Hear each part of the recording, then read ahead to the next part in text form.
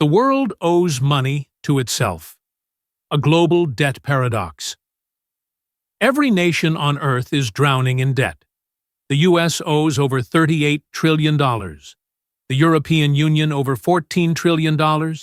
Japan nearly $9 trillion. And even oil-rich nations like Saudi Arabia or export powerhouses like Germany and China are shouldering massive debts. But if everyone owes money, who gets paid? The question sounds silly, until you realize it's the bedrock of the global economy. Debt is more than a financial burden. It is the architecture of the modern world. Every war, every crisis, every boom and bust is built on invisible promises written in numbers and belief. And if you follow those promises far enough, you arrive at a disturbing realization. The world doesn't owe money to anyone else. It owes it to itself.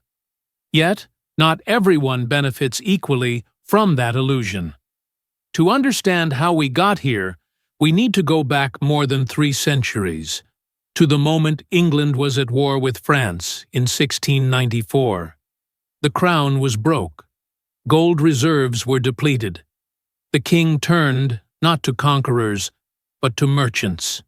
In exchange for a steady stream of interest, guaranteed by future taxes, these merchants funded the war. Right then, something revolutionary happened. The formation of public debt. A debt that didn't die with the king, but persisted through the nation. To manage it, the Bank of England was born. The state could now spend money it didn't yet have, and the lender got something priceless. A government promise that could be traded, bought, and sold. This was the birth of the government bond, the seed of the modern financial system. France soon copied it, the Dutch refined it, and the U.S. adopted it to fund its revolution and expansion. Debt was no longer a sign of weakness. It became a symbol of credibility.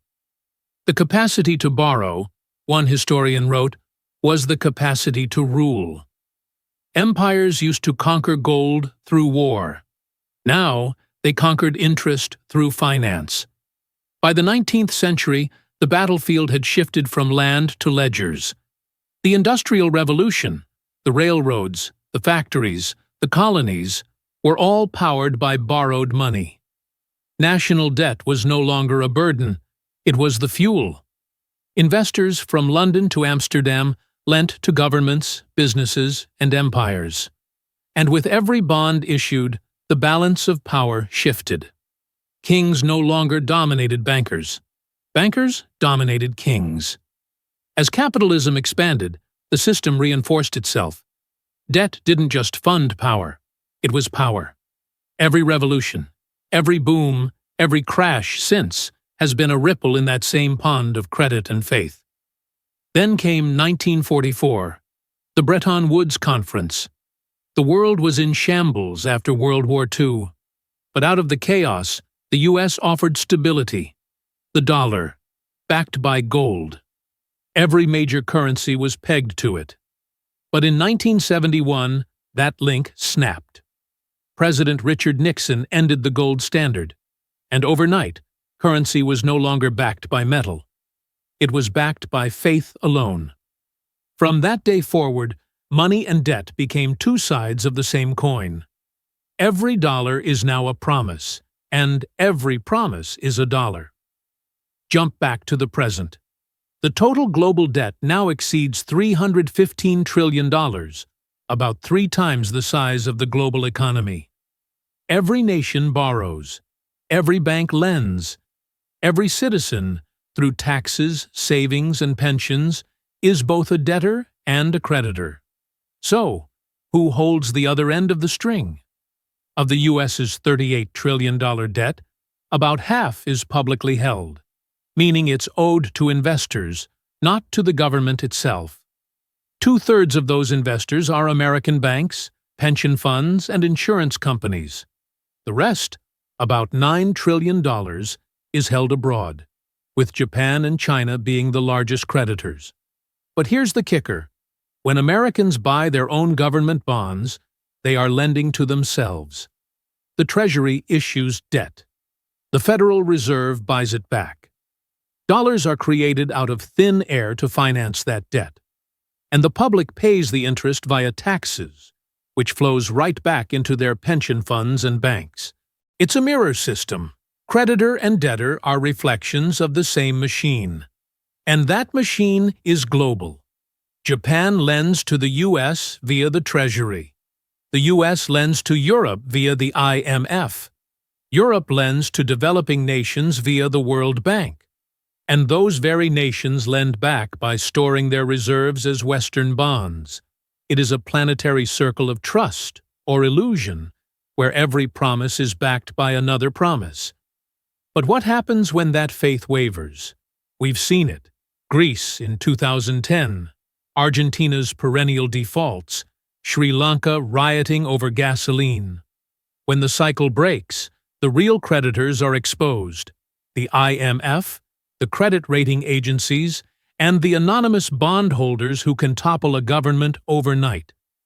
Yet, even after a collapse, the game is reset. Old debt is restructured, new loans are issued, and the illusion begins again. Here is the truth few admit. In the 21st century, debt is not meant to be repaid. It is meant to be renewed. Governments issue new bonds to pay off old bonds. Economists call it refinancing. But what it really means is that interest, not debt repayment, has become the world's most profitable product. The system has to keep borrowing to live. Like a shark, it has to keep swimming, or it dies. If Washington suddenly paid off its debt, the global economy would crash. Banks would lose their safest assets. The dollar supply would shrink, and markets would choke. So governments do the opposite. They keep issuing debt rhythmically, predictably, relentlessly.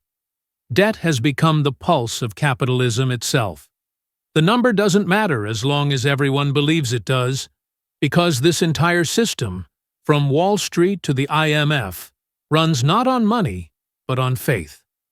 The moment that faith breaks, the illusion ends. And we will remember what debt really is, a promise that cannot last forever. Debt is the architecture of belief. But belief is fragile. It can outlast empires, until the day it doesn't. Concluding thought, the world will not collapse because it runs out of money. It will collapse when it runs out of trust. If this gave you a new perspective, consider subscribing.